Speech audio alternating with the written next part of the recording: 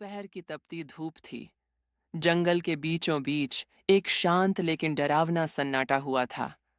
पक्षियों की चहचहाहट जैसे कहीं खो गई थी। और तभी एक जोरदार गर्जना ने पूरे जंगल को हिला दिया।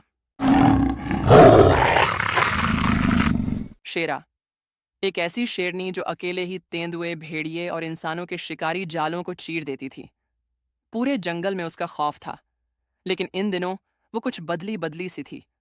उसके साथ अब एक छोटा सा बच्चा था, नन्हा वीर। दिन गुजरते गए। वीर बड़ा तो हो रहा था, लेकिन वो लड़ना नहीं जानता था। उसकी माँ शेरा रोज उसे दहाड़ना सिखाती, पंजों की ताकत दिखाती। वो बोली, अगर तू खुद की रक्षा नहीं कर सकता तो जंगल तुझे नहीं छोड़ेगा। अगली सुबह शेरा वापस आई।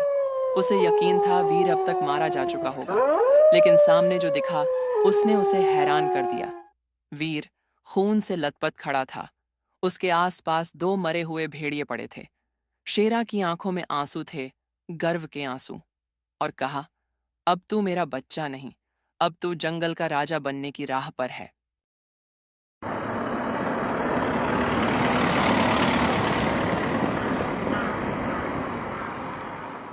कुछ ही हफ्तों बाद एक नया खतरा आया, इंसानी शिकारी।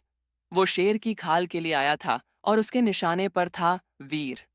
शिकारी ने जाल बिछाया और वीर उसमें फंस गया। शेरा को जब खबर मिली, वो दीवानी हो गई। उसकी दहाड़ पूरे जंगल को दहला गई। शेरा को जब खबर मिली, वो दीवानी हो गई। उसकी दहाड़ पूरे जंगल को दहला गई। वो दौड़ी, बिजली सी, और शिकारी के कैंप में जा पहुंची। शिकारी ने गोली चलाई। शेरा घायल हो गई, लेकिन उसने हार नहीं मानी। उसने अपने आखिरी दम तक लड़ाई की और वीर को आजाद कराया।